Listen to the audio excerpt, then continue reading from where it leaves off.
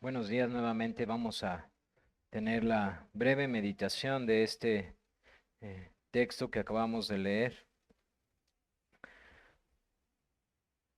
Este capítulo 17 del segundo libro de los Reyes nos da una perspectiva de cómo el reino del norte está llegando a su fin. Recordaremos un poco que el capítulo anterior, capítulo 16 del libro de Reyes, se enfocó más en el reino del sur. Y ustedes recordarán que nuestro hermano nos compartía cómo el rey que se describe en el capítulo 16 es, como bien lo decía nuestro hermano, el Jeroboam de Judá. Es decir, es uno que desvió por completo al pueblo de Dios, o como pudiéramos decirlo en palabras de Ezequiel, uno que prostituyó al pueblo de Dios más que sus hermanas.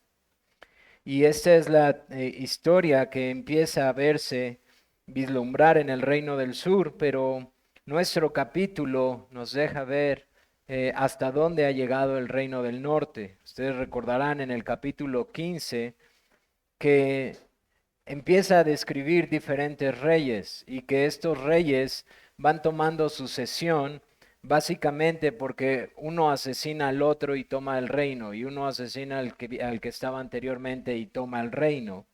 Y hay una frase muy particular de todo el capítulo 15, que es la última descripción de los reyes del norte, que nos dice que cada uno de los reyes hizo lo malo ante los ojos de Jehová y no se apartó de los pecados de Jeroboam, hijo de Nabat. Esa es la última descripción hasta el rey Peca, así se llamaba este penúltimo rey, el cual es asesinado y entonces toma sucesión Oseas en el reino del norte. Y esta sucesión rápida que va mostrándonos cómo se toma el reino más bien por la fuerza y las características de cada uno de los reyes nos deja ver que la decadencia de el reino del norte ha llegado. Ahora, ¿qué es lo que encontramos en el capítulo 17? Bueno, encontramos básicamente la caída de Israel. Y vamos a percatarnos aquí de algo muy peculiar que históricamente es trascendente para la historia de Israel. Aquí se origina lo que es en sí mismo el pueblo samaritano. Y este capítulo nos describe cómo es que comienza este pueblo a lo que se convierte en los tiempos del Señor Jesús cuando Él viene. Del versículo 1 al versículo 23 vemos la caída de Israel, y del versículo 24 al versículo 41 vemos este origen del pueblo samaritano, que es prácticamente el tipo de pueblo al cual se encuentra el Señor. ¿Qué es lo que vemos en esta caída de Israel? Bueno, Oseas, como les comentaba en el capítulo 15, mata a Peca y toma el poder, y nos dice en nuestro capítulo 17 que él reina en Samaria y que hace lo malo, aunque no necesariamente como sus padres. Él no hizo lo malo como sus padres. No obstante, él también hace lo malo en el versículo 1 y en el versículo 2. Pero hay algo muy particular, hermanos, que nosotros vemos a partir del capítulo 15.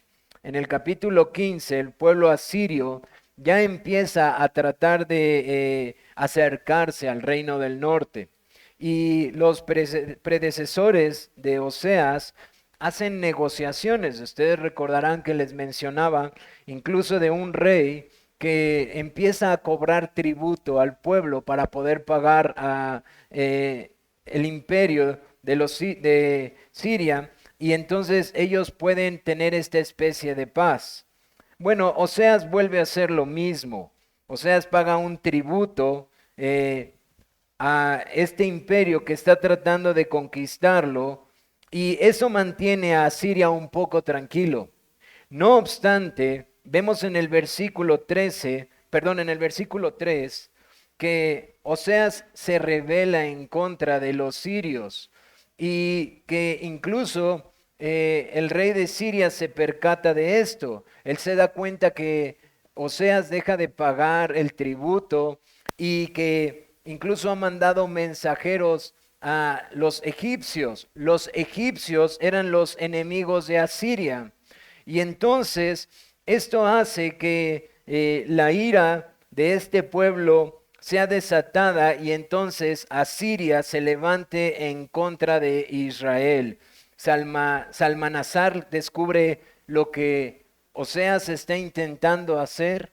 Él sabe que ha dejado de pagar el tributo, que se ha rebelado contra Asiria y que está conspirando contra él, pues ha mandado mensajeros a Egipto. Esto hace que Asiria venga y sitie por 3 años, nos dice nuestro texto, a Samaria, y esta forma de sitiar a los pueblos era muy común de Asiria. Ahora quizás aquí no vemos tanto detalle, pero la forma en la que Asiria conquistaba a los pueblos era una manera muy sanguinaria, una manera muy cruel. Y esta es solo una perspectiva que nos lo deja ver. Ellos sitian una ciudad, cortan todo suministro y ellos están esperando pacientemente que Samaria empiece a padecer hambruna, que no tengan más recursos y que ellos solos o se destruyan o se rindan ante Asiria. Así que no podemos llegar a imaginar, siendo honestos, lo que Israel está pasando, pero nos deja ver que Salmanasar hace todo esto, puesto que Oseas se rebeló contra Asiria. Y del versículo 7 al versículo 21 es como si viéramos un gran paréntesis en esta historia. Y es como si el autor de este libro de los Reyes quisiera darnos una perspectiva adicional. Porque los versículos 3 al versículo 6 nos dice que Asiria se ha vuelto contra Israel a causa de su rebelión. Israel se rebeló contra Siria, pero si ustedes se dan cuenta, en el versículo 7 nos dice, porque los hijos de Israel pecaron contra Jehová su Dios. Y no me voy a detener mucho aquí porque esto va a ser lo que voy a tomar para la meditación. Pero el autor nos deja conocer cuáles son las causas espirituales del exilio que está viviendo Israel. Es decir, la realidad no es la rebelión de Oseas o del pueblo del norte contra Siria. La realidad es la rebelión del pueblo de Israel contra Dios.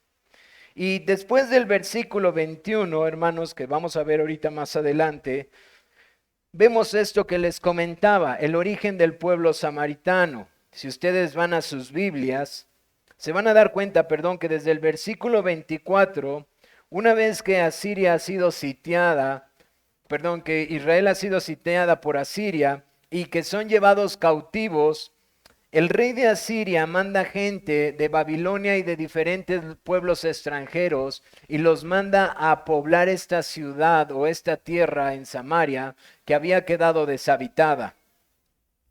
Esto con la intención de que pudieran ser deshechas las formas en las que este pueblo que había sido conquistado prevaleciera. Esa era una de las principales razones por la que los gobernantes de Asiria hacían esto. Y entonces vemos que llegan, como dice nuestro texto, gente de Babilonia, de Cuta, de Aba, de Amad, de Sefarbaim, etcétera, y llegan a habitar aquí. Y entonces esta gente que viene de pueblos extranjeros se empieza a mezclar con los habitantes de Israel y entonces ahora empieza a haber una mezcla entre pueblos paganos y extranjeros que están viviendo en Samaria y el remanente que había quedado en Samaria del pueblo de Israel. Esto no agrada a Dios. Manda un juicio, nos dice que vienen bestias y estas bestias están matando a mucha gente. Y vemos cómo se percatan de que un juicio por medio de leones se ha levantado sobre Israel y nos dice algo muy peculiar en nuestro texto. Nos dice que los encargados de Asiria se dan cuenta que hay un desagrado del Dios de Israel. En la mente pagana de los asirios, ellos entendían que había dioses que gobernaban por diferentes pueblos. Y ellos entienden que en este pequeño pueblo o en esta pequeña tierra, el Dios está en desagrado con ellos por las prácticas que están llevando. Así que ellos dicen, traigan a un sacerdote que les enseñe a temer a Dios. Ahora, hermanos, aquí tenemos que detenernos un poco a meditar qué es lo que está pasando, porque el resultado de esto es muy desastroso. Es muy desastroso. Estamos hablando de sacerdotes de Israel. Y está pidiendo a Siria que traiga a sacerdotes de Israel que les enseñen a temer su Dios. Hermanos, según el capítulo donde nos describe la adoración que Jeroboam establece, los sacerdotes que enseñan al pueblo del norte a adorar a Dios no enseñan una adoración verdadera. Los sacerdotes del pueblo del norte enseñaron una adoración bajo el fundamento de 2 becerros de oro que fueron construidos para que ellos no regresaran a Judá, para que ellos no vinieran a adorar al Dios verdadero, aunque sí adoraban a Dios, pero ellos habían establecido el cómo a través de estos becerros de oro que habían puesto en 2 ciudades muy estratégicas según Jeroboam, una de ellas Betel. Es este tipo de sacerdotes que traen y que vienen y que entonces ahora hay una mezcla de una adoración falsa al Dios vivo y verdadero con una mezcla de paganismo